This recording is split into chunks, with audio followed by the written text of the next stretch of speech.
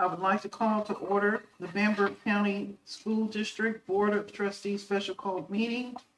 Today's date is February 23rd, 2023, and the time is 6 o'clock p.m. Our trustee, Ms. Echols, is out. She's a bit under the weather, so Ms. Echols, if you are listening, we are keeping you in our thoughts, prayers, and hope that you are feeling better soon. Board members, you have had an opportunity to take a brief look at the amended agenda that's in front of you. What is the pleasure of the board with regards to approval of this agenda? I move that we accept the amended agenda as presented. All right. Okay. We have a motion on the floor and a second. Is there any discussion? Hearing none, if you're in favor of this, please signal by saying aye. Aye. Hearing no opposition, the ayes have it and the motion carries. We are down to item number 3, which is the draft 2023-2024 school calendar. And I will turn this over to you, Dr. Brown. Thank you. You're welcome. Good evening, everyone. Good evening. So in your board packets, as you recall from our last board meeting, we discussed school calendar for next school year.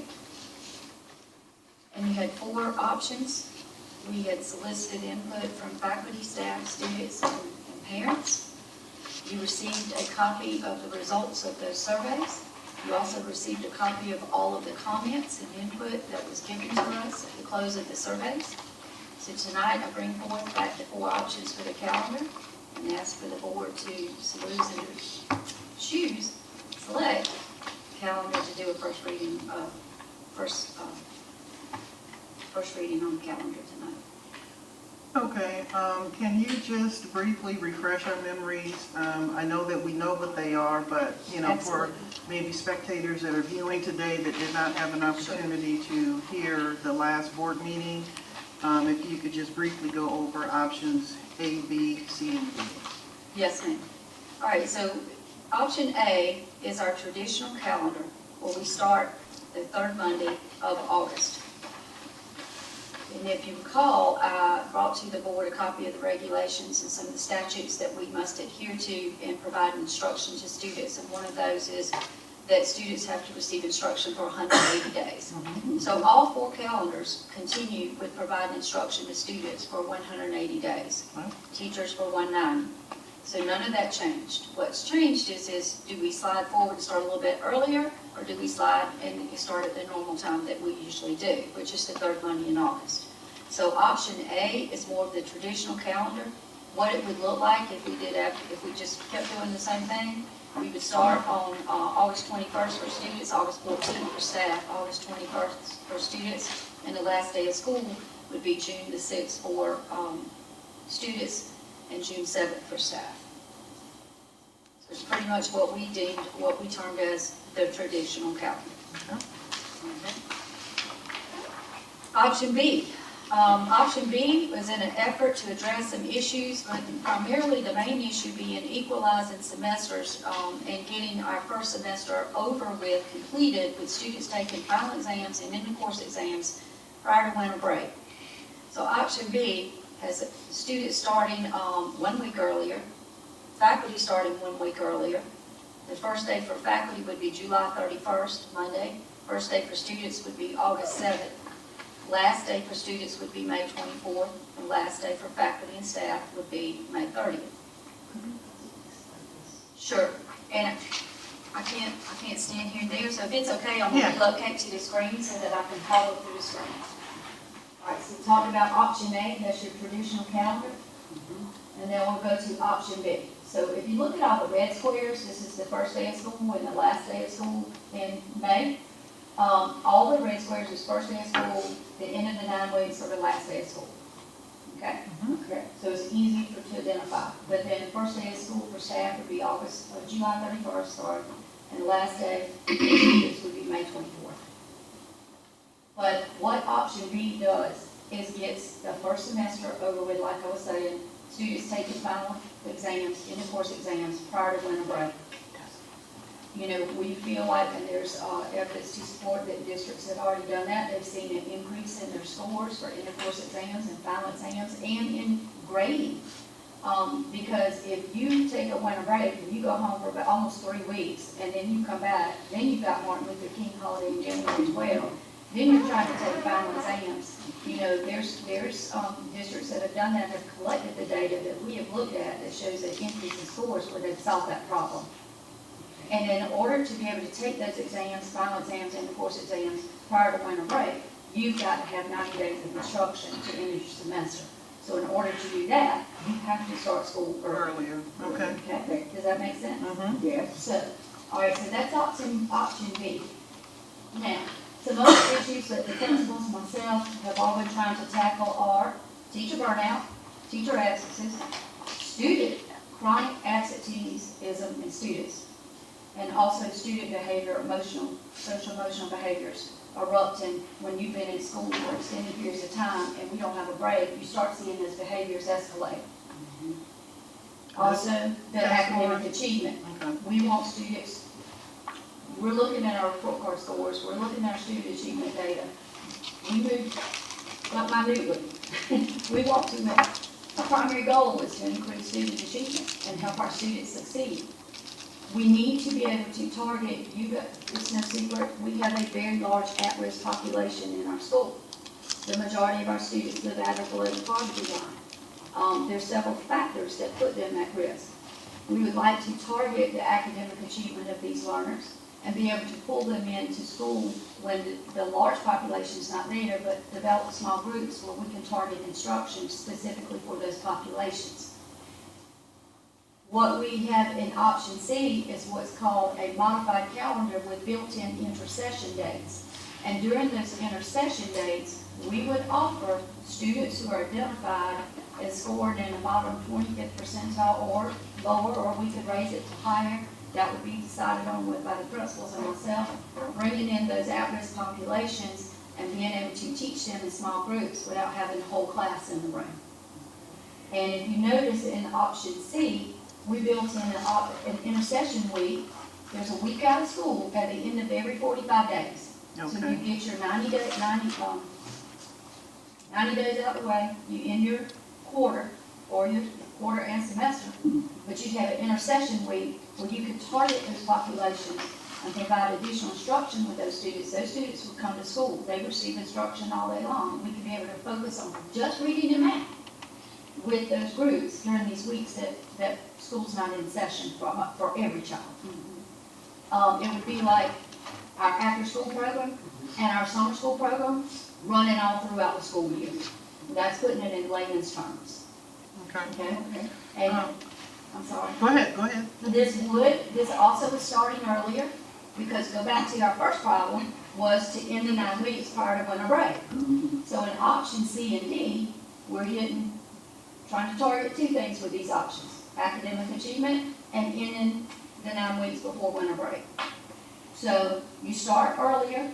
Students, staff would have to return to work. We put July 19th for 2 days here that week, and coming back those 2 days and on July 24th. Students would return on July 31st. And if you notice in the peach color, I call it peach, some people call it yellow. I'm sorry, you said students return on the 31st, but that's not, what about the 28th? 28th, I'm sorry. Okay. It's hard to read the calendar from the side. Gotcha. I'm sorry. July 28th. But focus on this yellow week right here in October. That would be the end of our 9 weeks within right here in this red box, which is September 29th. Then we have what's called an intercession week, the entire week of October 2nd through the 6th.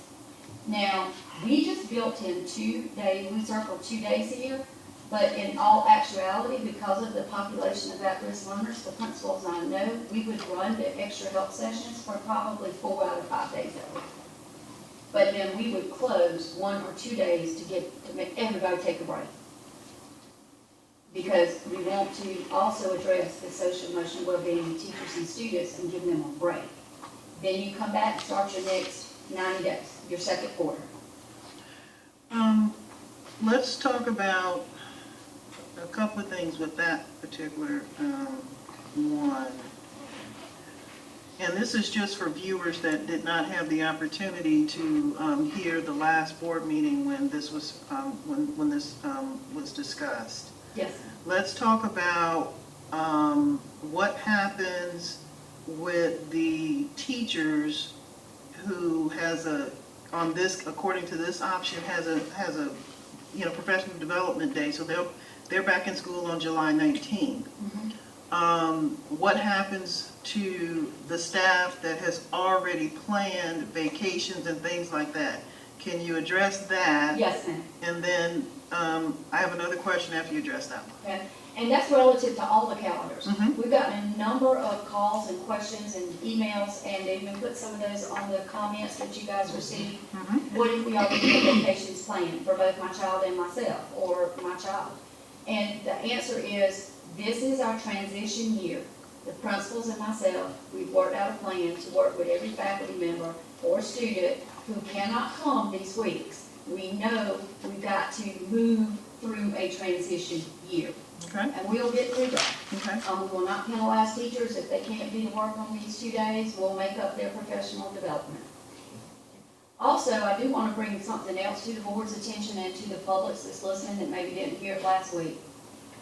One of the most common concerns that I get from teachers is we cram so much professional development into the week before or during or after school that they don't get time dedicated to be in their classrooms. And I remember when I was in the classroom, oh my gosh, you come back on a Monday, you didn't get out of professional development till like 2 o'clock on a Friday, and then you had to work all weekend in your classroom to prepare for kids coming in the following Monday. So we're trying to address that issue too. So if you notice, these yellow dates are dedicated. I've asked all administrators that on these dates, we will not plan professional development, that teachers will allow dedicated time to be in their classrooms, not attending meeting, conferences, or professional development. Is that addressed in the other? Yes, ma'am, they are. You'll see the yellow dates and the yellow calendars as well to give teachers time. It's called teacher preparation. They get to be in their classrooms. I have a quick question. Those intercession weeks, would that not extend the number of days in the teacher contracts? No, you still, mean, if you count You're all still the same number of days? yes, if you count all the pink days, Right. it's 180. And if you count the professional and teacher prep days, that's 10 more, 190. We But got what, yeah, but what about the intercession days? The intercession days, somebody's gonna have to be, That's a good okay, question. so they're gonna I get see paid what on you're top saying, of their yeah. contract. The intercession Okay, days, that's the question. their 190 days on their contract Right. does not include the intercession week. Right. That's optional. We are not forcing every teacher to work that week. We don't need every teacher to work that week. But based on the feedback we've got, we would have sufficient staff that want to work that week because it looks like getting paid for the after-school program and the summer school program. They'll get paid to work that week. Okay, that's the question. Okay. The other And- question that I had, you addressed that, because my concern was, with this particular one, was having that entire week as intercession and having students that may need some additional assistance, and they just decide that, hey, I want to be off like everybody else, I just want to do what I want to do. Whether or not that would affect anything, but since it's at the end of the 9 weeks, Right. you're moving into a new set of 9 weeks, so it addresses That's my right. question. And another thing that this addresses is, we don't wait till winter break or the end of the year for students who need credit recovery or attendance recovery at the secondary level. This too can be time utilized for students who need to do credit recovery or attendance recovery, Okay. or who have been out for medical reasons, because we do have some students in that situation who need to come in at the end of the 9 weeks and finish their work. But yet, they might have come off a medical homebound after a week or 2 or 3 of being out of school, and you can't keep doing your normal work and be trying to make up work. It's hard to do. And so this will help with that as well. Okay.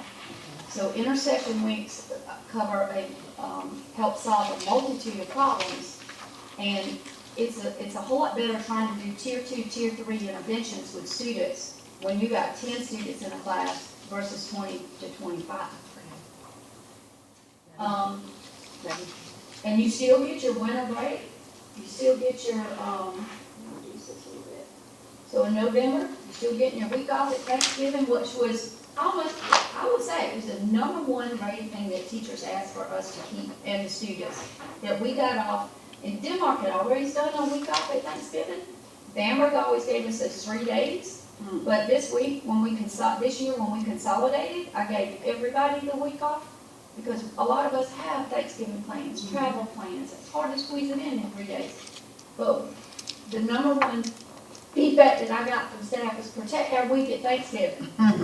Thank you for Thanksgiving. Please keep that. So, we still get the week at Thanksgiving. We still get our traditional winter break. You still get all the holidays that's required by the state and that's in our board policies. And you still get your spring break. And then, of course, you can see on your copy calendars when graduation would be, still be graduating about the same time. For those of the board members that were not here last week, a lot of the input we got was, you guys know we're in an agricultural area. A lot of people farm. And I got lots of concerns about, we farm, what's this going to do? Actually, it helps, because we start on these modified calendars, you start school earlier, but you get out earlier, and you can start your secondary business or your farming in May. But we also, a lot of the comments we got was, protect our summers, we want our summers. Every one of these calendars still offer a 6, 7, or 8 week summer. We're still keeping that component in there too. So that's your modified calendar that has what we deem it, the principals and myself, for lack of a better word, the 9-1 option. 9 weeks in, 1 week out. 9 weeks in, although it will be that 1 week, faculty, staff, students will be there. And keep in mind too, this doesn't affect your 220, 240-day contract personnel like the administrators. We're still going to be here with all. Okay. Yeah. I have, may I please ask? Okay. Could you please go over the difference between an after-school, which I think we have a very active after-school program, and then the instruction for intersection? Sure. It's more targeted. In an after-school program, you got, by the time you give the kids a snack, by the time you give them to the classrooms, you got just very little time to focus on reading and math. And then it's time to go home, because you got to go to the bus. Most of our students ride a bus. You got to get them on the bus, and then they got another 45 minutes to an hour of bus ride. If they live outside of Olar or on the other side of Forest Smokes, our kids have long bus rides. But this gives more time. You got all day long, 8 to 3, to do targeted remediation instruction in reading and math. So not crammed into an hour in the afternoon. It would be similar to what they were doing in after-school, though, only it would be. Is what they're doing in this classroom. Okay. Okay. My other question is, when I first looked at this, I thought, I don't understand why they're getting to do the intercession. Well, in this case, right after. I would have thought the intersection would be maybe after the 4th week of school, because I think teachers might already know who has some deficits. After feedback from the principals, that we all prefer having it in 9 weeks. Gives you a true picture of what that child just did. And and take a student that at the end of the first 9 weeks to get a report card they haven't done well. You've got time to recoup that. You want to hit that before they launch into the second 9 weeks, and let's try to recoup some of that ground. Thanks. So, Dr. Brown, have you considered the burnout with, like August, they go to school the whole month of August with no days off, and that's the hottest month of the year. So what consideration have you put in that? we have, and the principals and I thought, you still, if you can get through August, because even if we come back at our normal time, we're in school in August 4.5 weeks. So if we add 1 more week, is that really a lot of time that we're adding to the month of August? Or 2 weeks? But it's worth it to work your way to this point right here and get that break. But all of our schools are air conditioned, and, if we can work through it, we'll get to this point. And just kind of looking at option A, which is more of a traditional, and then comparing it to like option C to address your question. It looks like in option A, there's about 6 weeks of straight, from August to September, it's about 6 straight weeks. And then from August to September on option C is after 8 weeks. So you're going from 6 weeks of straight schoolwork to 8 weeks of straight schoolwork, but you then have that one long intercession that would come after that. So I thought that's an interesting question that you asked, and I think it's a good question. But it does get our kids in air-conditioned buildings, if you don't have air in your house. Had the whole month of August there with no days off. It is. But you do have two, what's the September, the first of Labor Day. September? Labor Day. So Yeah, you got so Labor you have Day, Friday and off, then and you then got, You what's have that the, Friday. so you got that Friday and Monday off there of Yes, September. you do get 2 day, a 2 day break, so you get a, you get a 4-day weekend in between Yeah. August and Yeah, and- September. The green is professional development, and then Labor Day is that Monday. So if you can get through these 4 weeks in August, or 5 counting this Monday in July, then you get a long weekend, like a 4-day, not a long weekend, teachers come, but students will get 4 days, faculty and staff will get 3.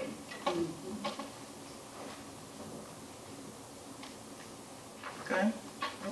And then option D, again, for lack of a better description, the principals and myself started calling it, just to distinguish and put it on the calendar, is what we call the 9-2 option.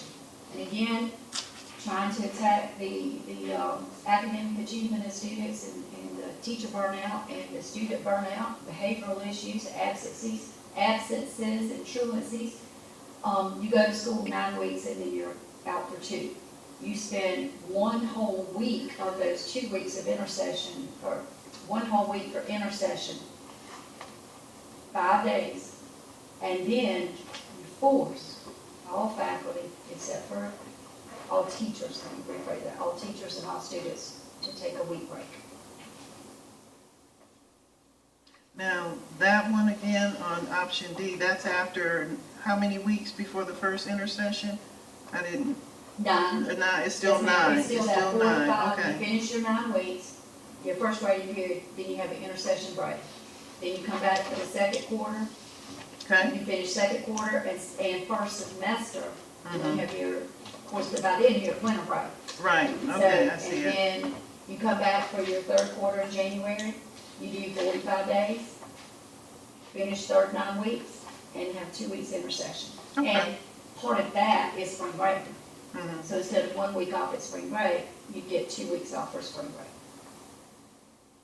And then, of course, finishing your year. And actually, in that calendar, you've got students finishing on May 30th, and faculty and staff finishing up the next few days after that. Okay. Now, one benefit about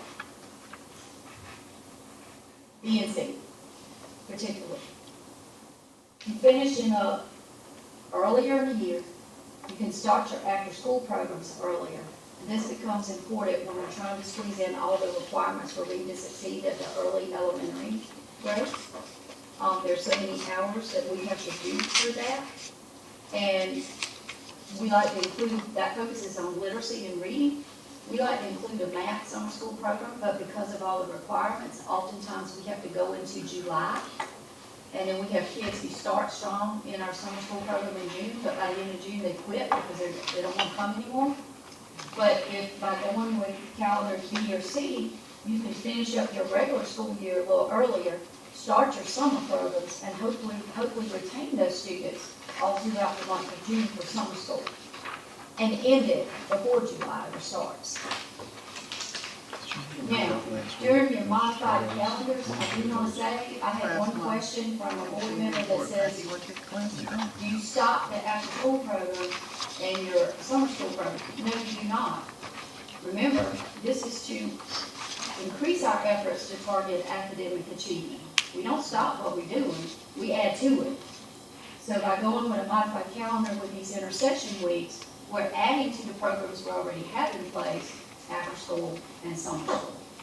We're just able to target those at-risk populations a little more during these scheduled breaks. Could you just briefly summarize the results of the surveys as a refresher? Yes, ma'am. We didn't put the survey on screen, did we, Mr. Paget? No, ma'am. But I can summarize it. So teachers and students, we had a large number of students participating in the survey. It was over 700, near 800 students. They voted, their most popular vote was D. That's the 9-2 option. Students? Teachers' most popular vote, if I remember correctly, also D, the 9-2 option. Now, what do you take away from that?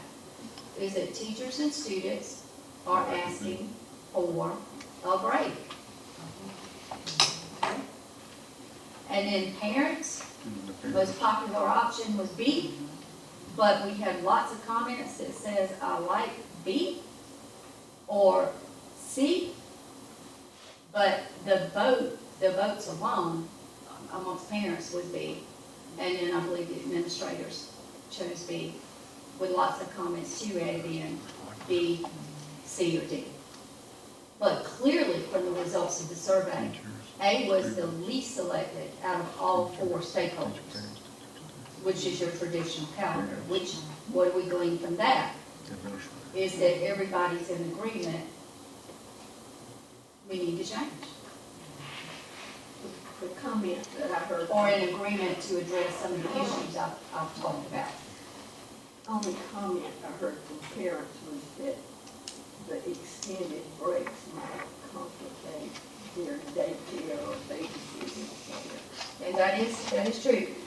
If you look at the modified options of C and D, and while you were talking about that, on all of the options, we have incorporated some early release days for professional development. Lots of the comments were about there's too many early release days.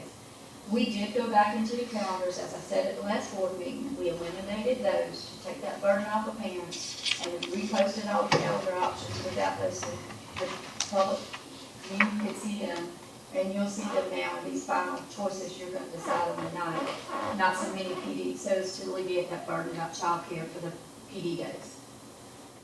Now, teachers need those PD days. So it's something I'm going to encourage the board to, without all the early release days, please keep in mind, we still need time for teachers to prep, plan, and provide them with professional development that they need and that the district is bound to provide for them. So as you keep the calendar options in mind, I encourage the board to consider an option that still allows the district an opportunity to do that for teachers. So option A, just to summarize, is our traditional calendar. Option B is an earlier start date, equalizing your semesters and getting your exams out of the way before Christmas, but no intercession opportunities. We would just continue, if you were to choose B, with our after-school programs and summer school programs as we do them now. This would allow us to start our summer school program earlier. Option C is that 9-1 option. We get 1 full week of intercession, and I'd like to mention something about parents. If you notice on option C, the intercession dates, there's only 2 weeks out the entire 9 months, because the other intercession dates fall during our regularly scheduled winter break and spring break. So it's 1 week in October and it's 1 week in March, but it's not all those early release dates. It's 1 full week here and here. And then in option D, that is the intercession dates, but again, it's twice, because the other 2 fall during spring break. You would have that week before spring break. But you got an intercession week in October and September. It starts in September and leads over to October. And then the other 2 weeks fall during winter break. And then it starts in March, the week before spring break, and then the week of spring break. So we tried to parallel them with other holidays. This one we have intercession.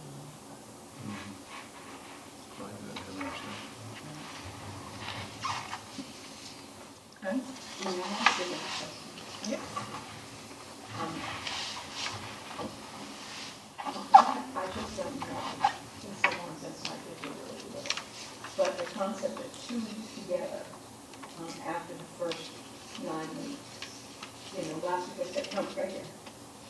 It's in D.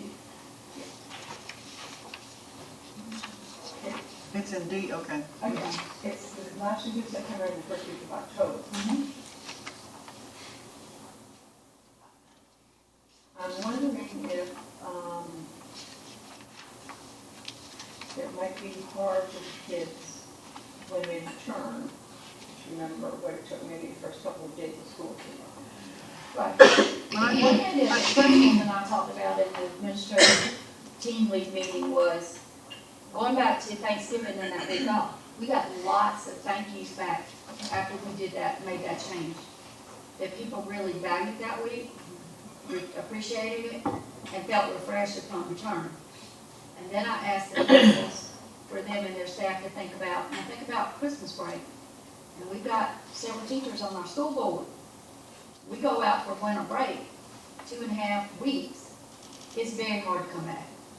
It's hard as an adult to get back in that mindset and come back. And it's hard to get students. It hasn't been that long ago that I was in the classroom to get my students back, especially as a math teacher, to pick up where we left off. So just something to keep in mind, what's enough and what may be a little too much for our population of students that we serve. Well, option D and the comment that Ms. Hurst made, I think is, those 2 weeks, that is a long period of time, and it is a little bit tougher to adapt to. But I still think that the whole 45 days, or is it 9 weeks, whichever way you want to call it, all of these seem to be something going on after every 9 weeks. Yes, So, ma'am. Every break ends after the first 9 weeks. yeah. Okay. And one thing I would like to say on going back to giving you lots of things to think about. Remember the large number of at-risk students, the population that we serve. They wouldn't have the 2 weeks. Nor would the staff have the 2 weeks that would disagree and to teach the intercession weeks. They still only get the week. So I believe that's why D was the most popular, one of the reasons why D was the most appealing to teachers and to the students that voted for that option. That they realized, I'm still going to be at school one of these 2 weeks. So.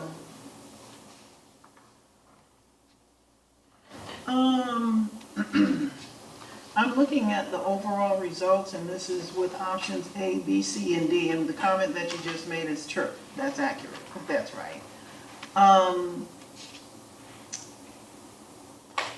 The overall results was D.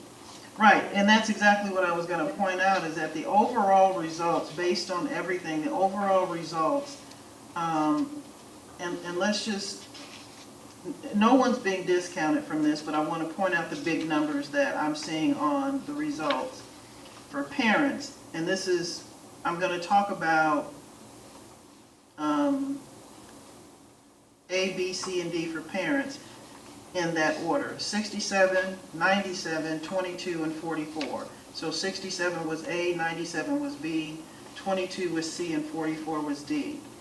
And then when we jump down to students, option A was 181, option B was 231, option C was 135, and option D was 225, and that's all dealing with students. And then teachers for option A was 14, option B was 34, option C was 20, and then option D was 42.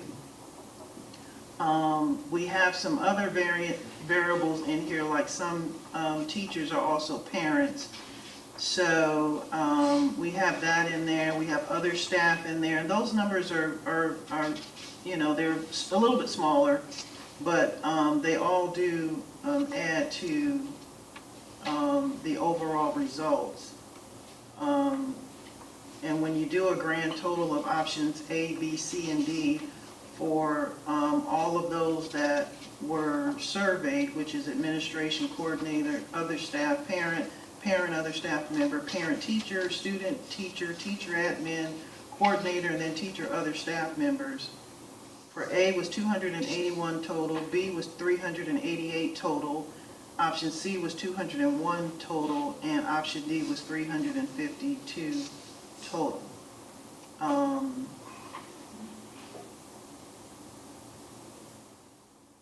And I don't know if you all have your results. Did you bring your results from your last board packet? Let me just pass this around so everybody can kind of just take a look at it.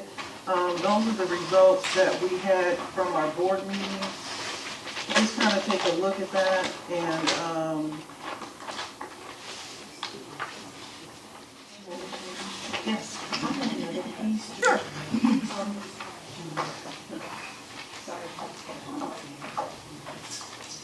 This is this being considered being training for the next several years? I'm sorry, I didn't hear the question. I'm sorry.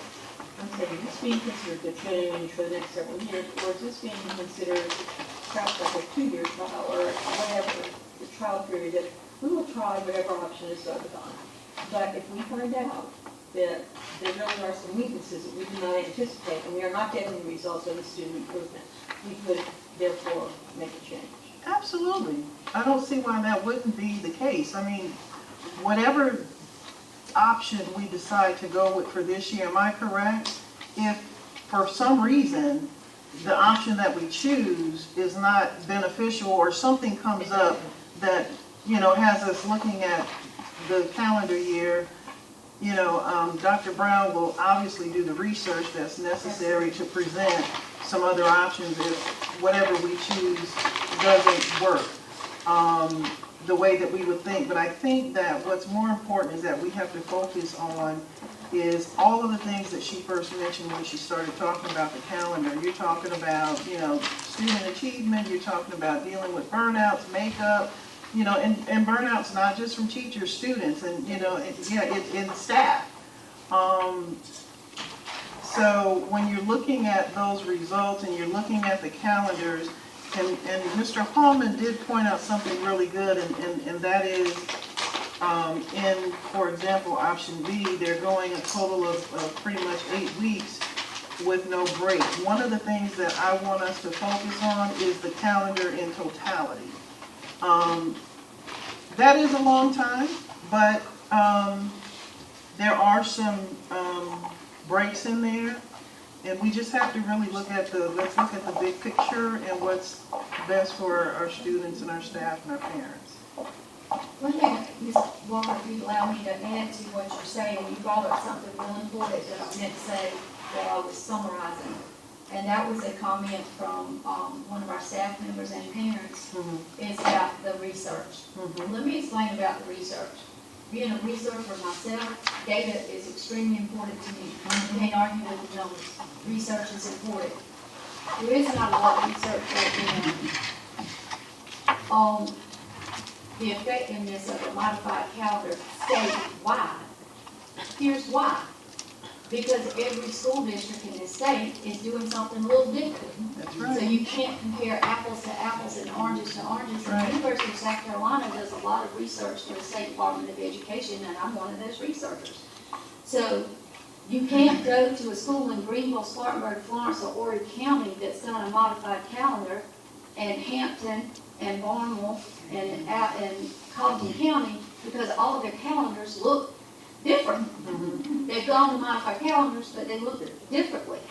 So, to do an actual true research study, we will have to do that internally the way all those districts are doing it. So you can't look at just statewide data because no calendars look alike. Anyway, so while we move to this transition, if the board does move to this transition, you can bet that the principals and myself the first thing we're gonna do is start collecting the data. There you go.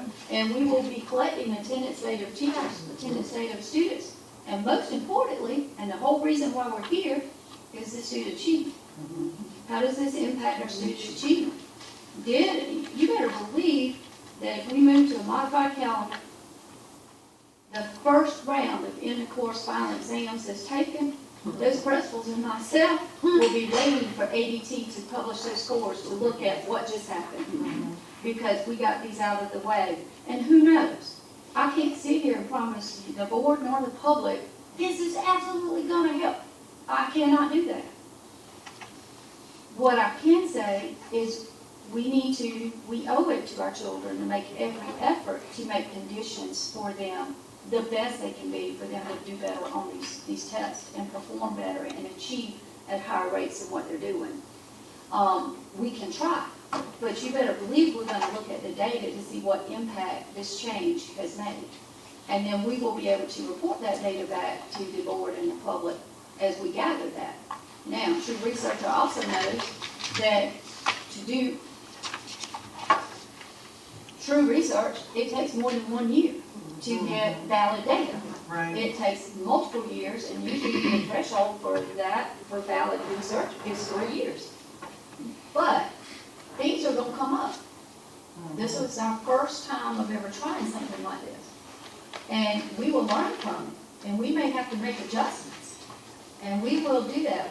You guys have to vote and choose on a calendar every year this time. So next year, yes, and first, we will propose calendars, but you guys get to choose and can change it every year. Okay, Matt said that I think there was a certain amount of shock from the community.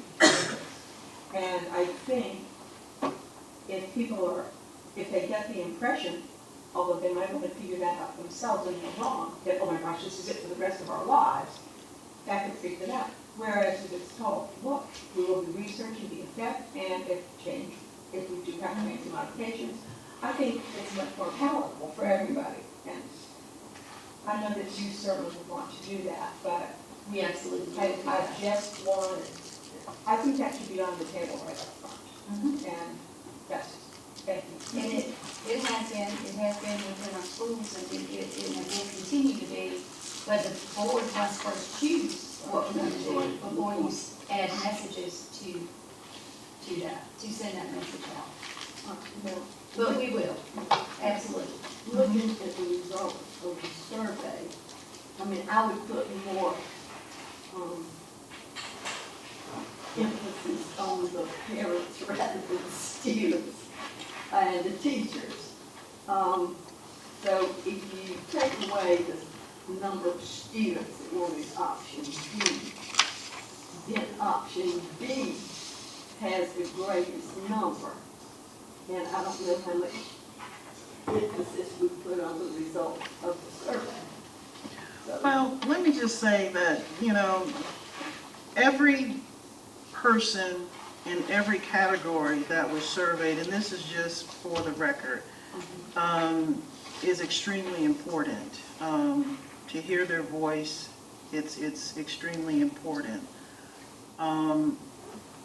I, as a parent who had kids in daycare at one point in time, many moons ago, I get that. I get that kids want to have a little bit more time off, whether it's 2-week blocks or just sprinkled in. I get that. Staff, that's not, let's say, not your teachers, but just staff in general, they get burned out too. And then you have your teachers and your administrators who get burned out as well. I think it's important that we really focus on,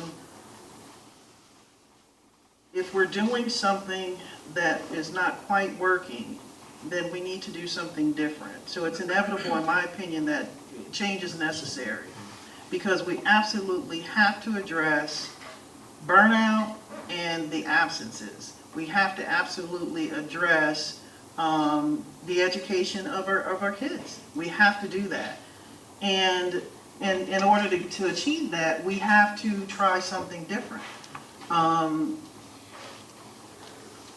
not sure whether people understand that this is not a very easy thing for us to do. We don't take this lightly. Because we recognize that we're affecting someone in every category that was surveyed, that it may not be beneficial to someone in that category, and we get that. But we have all been charged with the responsibility of doing what is best for the district as a whole. What's best for our students, what's best for our teachers and our staff, and things of that nature. So one of the things I just want to point out is that as far as teacher burnout is concerned, if we don't have a teacher to teach, students won't learn, period. That there's no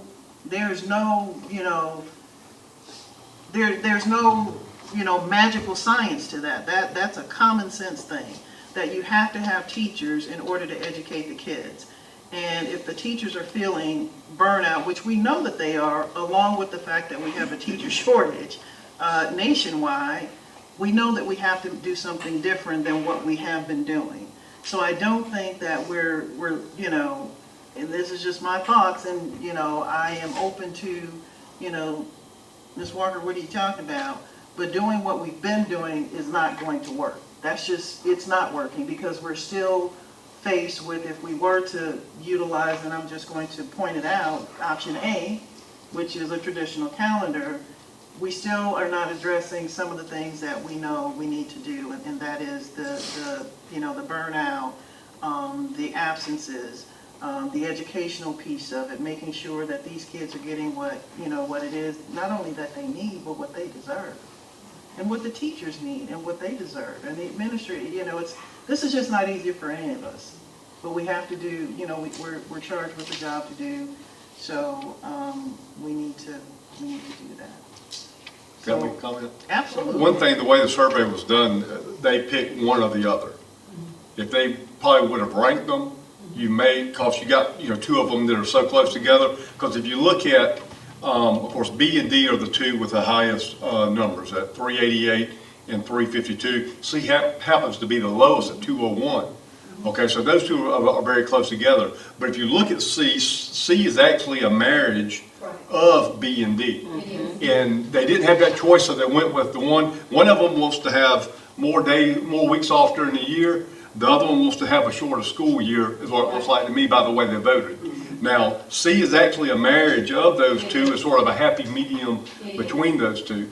And Mr. Harris, can I add to your comment? I will tell you that I had a large number of staff and students who made that very comment. I would have voted for C if we hadn't had D as an option. right. So, yeah, you were absolutely right. I mean, because if you look at that, that's really a happy medium in between those two. If you, it includes your, intercession, which we definitely, need, but then it also gives you those breaks, even though it's not quite as long as D's, those weeks and stuff, but it still breaks within the year. Yes. Okay.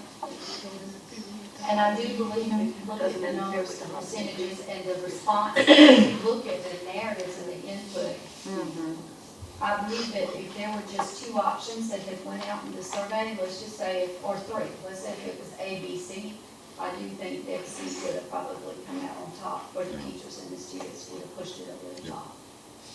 But what we do know from the results of the survey clearly is the traditional calendar was the least of all Right. stakeholders. Make a motion to not consider calendar. Not yet. Let's not make a motion yet. I'd like to get a feel from the board, since we are, we're in an open session. This is the only opportunity that when I say we're gonna poll the board, this is an opportunity that we can do that, because we're in open session and the viewers can hear your thoughts. So I'll start with you, Mr. Holman, and if we can just kind of go around, what option are you absolutely not interested in? And then if there are options, that you're interested in, or if there's just one that you would like. Let's see what that looks like. Well, I'm just a stickler for option A. Okay, We'll see here. okay. Ms. Bamberg? Well, as has been stated, when you keep doing the same thing and you don't see results, then it's time for a change. So, with that being said, A is out for me. Okay.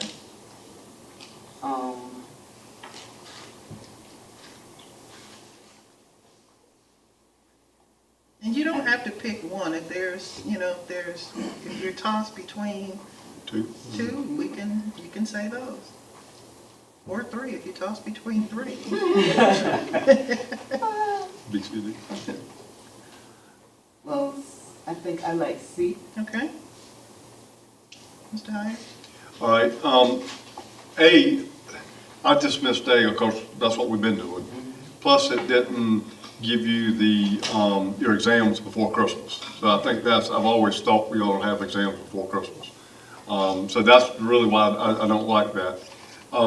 Between the B, C, and D, looking at the surveys, I see you got a heavy weighting for B, a heavy weighting for D. I think C is a good compromise between those two. And so based off of that, to try and, make everybody sort of happy, I think C would cover more, more of the people in the survey, what they were, trying to achieve there, or they were, kind of favoring anyway. Can't make everybody happy, but I think that may cover most of them. Okay. I'm really tossed up between, A is not an option for me and D is not an option for me based on all the information that I have reviewed and studied along with listing to the details of that. So I didn't want to do A because that's a traditional and we need to do something different. And D I thought might have been a little bit too many days.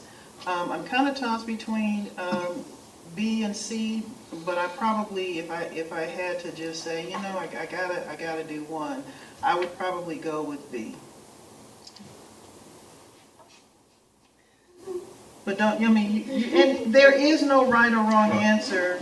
It's just your thoughts. A, it's like everybody says, it's the same old thing that we've been doing. B kind of had me a little hooked there until I saw the intercession. D, no. D got too many people off too many things. D is definitely not. But between B and C, I kind of go more with C because I thought about what Dr. Brown said about that 9 weeks and them kids coming back. And I know August is a long month, but we just gonna have to put the pedal and just do the work. And I'm gonna be going with C because I like the way how she split the days up. And Okay. Ms. Tony? Okay, I got C in my hand. Okay. All right. And the reason why that I did that because I have grandchildren. Mm-hmm. And my kids will be ready to go back to school, if they will be ready to got the volleyball and yellow. Okay. And it's a good calendar. And October, I like the days they got for those weeks. Mm-hmm. And we getting out December. And we're getting out on that Friday. And we got 2 weeks out for Christmas for the children. So I would say C is my option. Okay. Coach? I agree with Ms. Walker in that A would be out because that's what we've been doing. I think D is too drastic a change. That would be out. So it would be between B and C. Okay.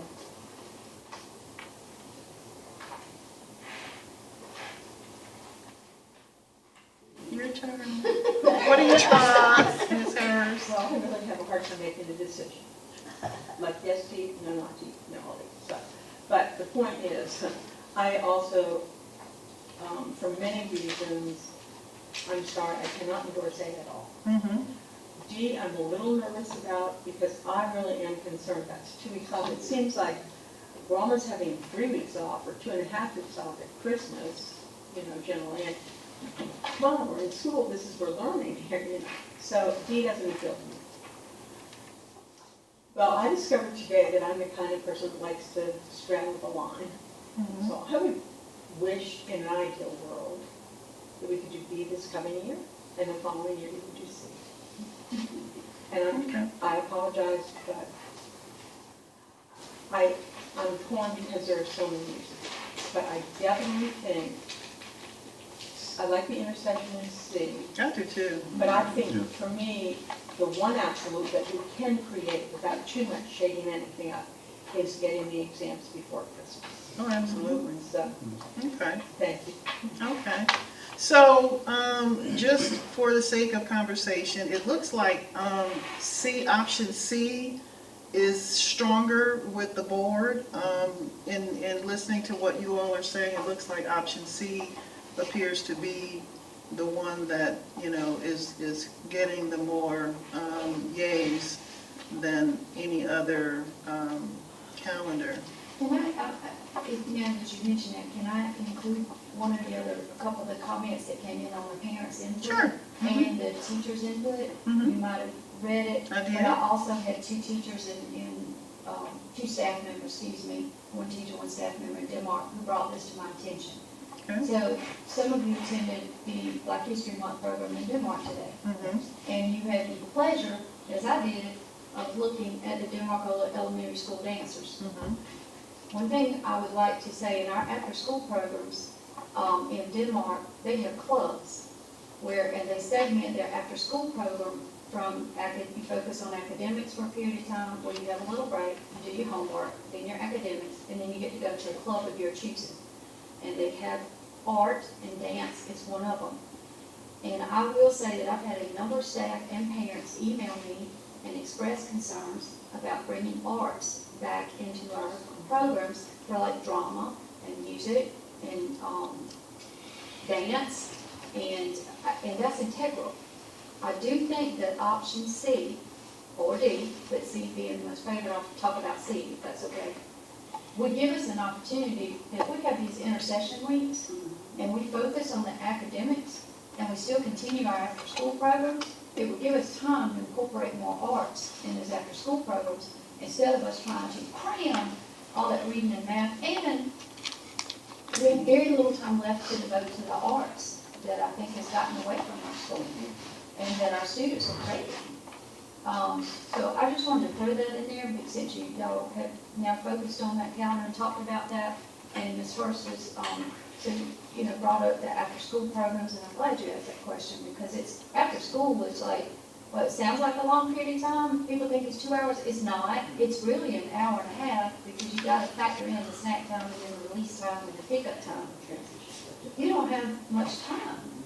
So the intersection week does allow more focus on the academics, but also would allow us more time in the after-school programs or summer to build in some of those clubs and the programs that kids are asking for us to bring back. Okay. Since you mentioned art, of course, I'm very concerned about the music portion and the art, but one thing I really would like for us to consider sometime is somehow having a chorus. If you remember at the school board convention, they have all these wonderful choruses, and so many of our students have beautiful voices, but no outlet for them. Yeah, we heard some today. That's my point. Yeah, we have one of And I them. think if we could somehow, even if we could maybe get some volunteers or part-time people to come in and have a chorus, that would be wonderful. That's been one of my really strong, And that is, just like I said, that's one of the reasons why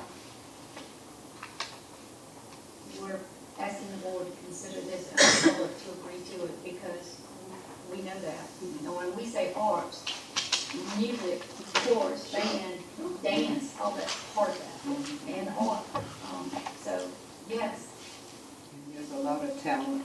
We have It a lot of is, talent in it the sure schools. was. We heard some today, it's Yeah, phenomenal. we did. Okay, so, board members, let me tell you how this is going to go. There is no right or wrong. Anybody is entitled to make the motion if that's what they choose to do. Now, what happens is, if you make a motion, there would be a second if someone chooses to have a second. If someone makes a motion and there's no second, then it dies for a lack of a second. If someone makes a motion and there's a second, and then we vote on it, or you have a motion and a second, and, when we get to the vote, you can choose yay or you can choose nay. I said all that to say that anyone here can make the motion on whatever they feel. You don't have to make a motion because everybody, if I made the motion, my motion would be for B, but I'm not going to do that.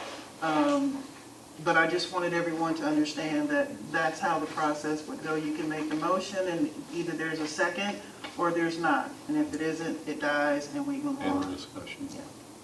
End of discussion, and we just move on to the next person that makes a motion. Madam Chairman. Yes? Can we ask Dr. Brown what her opinion is? No. No. We don't want to ask Dr. Brown what her opinion is because I don't want any of your board members to be influenced by that. So I want you to make the decision based on the information that you have had an opportunity to study for several weeks. She has given us a phenomenal breakdown. We've had multiple discussions. So I would like let me just open it up. I will entertain a motion on, Madam Chairman, I move that we accept option C for the school board calendar. Second. all right, we have a motion on the floor and a second. Is there any discussion? I'd like to make a comment. Yes. With C, I think that's a combination of B and D, which have the most, numbers. It's a good combination of both, covering the intersection which is needed by the students, plus it gives you the breaks that you need. So I think, it combines B and D, and it covers the ones that voted for C, which are the three top categories. Well, Mr. Harris, for the record, I want you to know that I'm going to support that. Even though I would have made a motion for B, I can live with C. I am totally comfortable with that. So we have a motion on the floor and a second. Any further discussion? And before we cast a vote, if you want to vote for it, you support it. If you don't, you can do a nay. And that will be recorded in the records, and that's the end of that. And it will be whoever has the majority. So, all in favor of option C, please signal by saying aye. Aye. Any opposition? Hearing none, the ayes have it, the motion carries. Option C is the choice of the board based on the information that we've been given. With that, I would like to say thank you to the board for working through this with us and allowing us the time and to do this survey and to put it out there to parents and students before bringing it to the board. Appreciate the board's willingness to cooperate with us on this project. Absolutely. And we will collect the data and we will be reporting that back if it proceeds through the second reading next month. All right. Yes, ma'am. May I please say, Dr. Brown, recognizing the problems, some of the problems we have, and fighting for. Well, We're all in this together, and the principals and our teachers and the students are in the trenches every day. We have lots of discussions every day, and when I made a comment at the last board meeting, that students know where I live, that's an absolute God's honest truth. And I try to listen. But one thing we do look at is the data. The young lady that mentioned it, I keep referring to it. We have our school report cards, we have our academic achievement data, we have our attendance records. We have the data showing that changes is needed. And then the results of the survey speak for themselves. So I want to thank every parent, every student, every faculty and staff member that participated in that, gave honest feedback. I'd like to thank the board for always supporting the administrators and faculty, staff, and students in our district and putting the education of our kids first. Okay. So we have option C as approval of the first reading of that. So we'll come back at the next board meeting and do a second reading of option C. Okay? All right, next on the agenda is item number 4, which is second reading of policy, Bamberg County School District Policy Section G. As you may remember from the board meeting we had just a week or so ago, legislation had passed requiring policy GCLE for unencumbered time for teachers, full-time instructional teaching staff at grades K through 5, and for special education teaching staff teaching a class of more than 20% of the school day for students who are removed from the general ed setting. So tonight I'm asking for second reading of policy GCLE for unencumbered time and GCLE-R. All right. Board members, you've heard Dr. Brown. What's the pleasure of the board with regards to the second reading of those two policies? Madam Chair, Yes. at this time, I'd like to make a motion that we accept the second reading of policy GCLE and GCLE-R. Second. All right, we have a motion on the floor and a second. Any discussion? Hearing none, if you're in favor of this, please signal by saying aye. Aye. Any opposition? Hearing none, the ayes have it and the motion carries. Before we go down to item number 5, I just wanted to say in your packet, just a reminder that these go into your policies for your big bulky thing that holds all the policies. So that's what that is for. But we don't put section G in there yet until we get it back that it's been accepted and approved by the state. All right, item number 5, request for out-of-state overnight trip. I'll turn that over to Dr. Brown.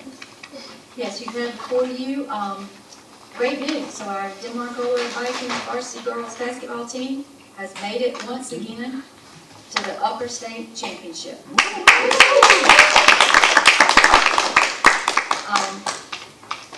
I would like to congratulate Coach Terrence Jones and all of those ladies for the phenomenal job that they've done, the hard work they've put into it. But they have to play in Greenville again as last year. They have to play in Greenville again this year. For those of us that made that trek last year to watch that game, that's a long way. So Coach Jones, and of course we didn't know that, I'm sorry that this is coming, and luckily we had a call board meeting because they just won their last game last night to advance to the upper state championship. But I bring before you a request for those girls to go up the night before and spend the night. They do play mid-morning the next day. And this is in Greenville. It's the varsity girls basketball team. You have listed all of the chaperones, and then you have behind that a list of all the players that would be attending. And I would like to say, in addition to the chaperones listed, that most of their parents are going too. Okay. All right. What's the pleasure of the board? Madam Chairman, Yes.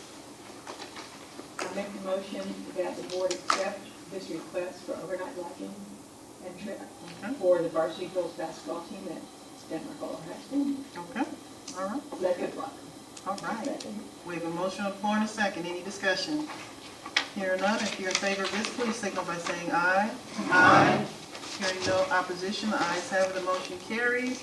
And the request for overnight is approved. Madam, before we adjourn, there's one thing else I'd like to say. It's not on the agenda, but given unforeseen circumstances today, I would like to make a statement to the board and the public tonight, if that's okay. Can you come up here to me? Sure.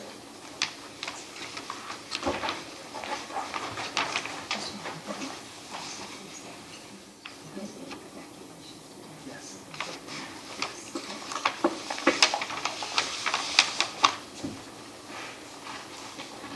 Okay, so a lot of parents, on my way here to the board meeting tonight, I was still getting phone calls and text messages from parents and from media. So I just wanted to say that yes, today we did have to evacuate Richard Tower Elementary School. We did have several parents and several community members calling our school saying that they had word of a potential bomb threat at Rich Carroll Elementary School. I would like to say that we did not receive no direct credible threat, but out of an abundance of caution, we have law enforcement on direct dial. We were advised to treat it as if it was a direct credible threat. We did evacuate the school.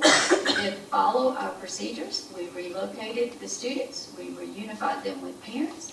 And I just wanted to say publicly to all the faculty and staff of Richard Carroll Elementary School, to include our SROs, our city police department, and our sheriff's department, I'd like to thank them for a phenomenal job. They were able to evacuate almost 700 children and over 100 staff members and get them relocated in a very short amount of time.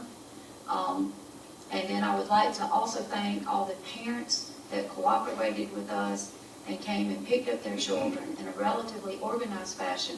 I know it was an inconvenience, but we have to do these things out of abundance of caution when it comes to our children in our schools.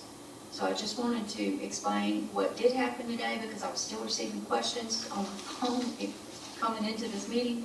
I am answering the request for media responses, and I'm answering texts and phone calls and emails that parents are sending me as well as I can. But I wanted to say that tonight. That is why we evacuated. Everyone is safe, and I wanted to thank everyone for participating in that. And all the local law enforcement responded immediately. And I just wanted to thank them for supporting our schools and our parents for always supporting us and cooperating with us and helping us with what happened today. Madam Chairman, I heard, I saw very many positive comments from parents on the way it was handled. They were very pleased. Did this also occur at other schools? It did. I heard, yeah. The last conference that I had with Chief Smoke staff and the officers that were there to assist today was that at last count there was nearly a dozen schools in South Carolina today, mostly elementary schools, that received the same thing. And then that prompted parents to hear about all that, so they started calling us too. So Okay. unfortunately, these are the times we're in, and But be that was safe hard as well. work. And it truly took a team effort today of community, school district personnel, and parents to work together to go through that today.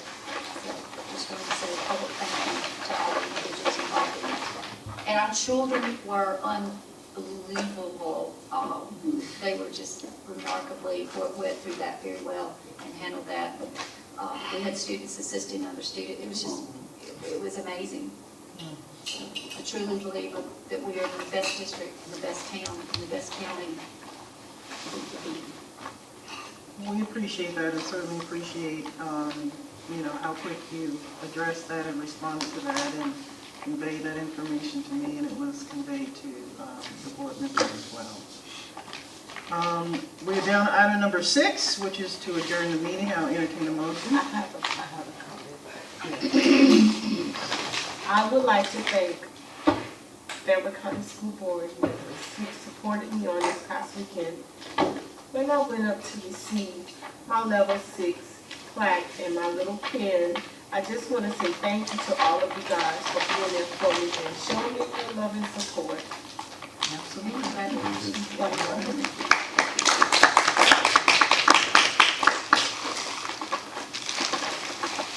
Thank you, Madam Chair. Yes. I would like to make a motion that we adjourn this meeting. All right, motion on the board to adjourn. A second? Motion and a second. Any discussion? Hearing none, if you're in favor of adjourning the meeting, please signal by saying aye. Aye. Hearing no opposition, the ayes have it. The motion carries and the meeting is adjourned. Thanks, and I would appreciate that.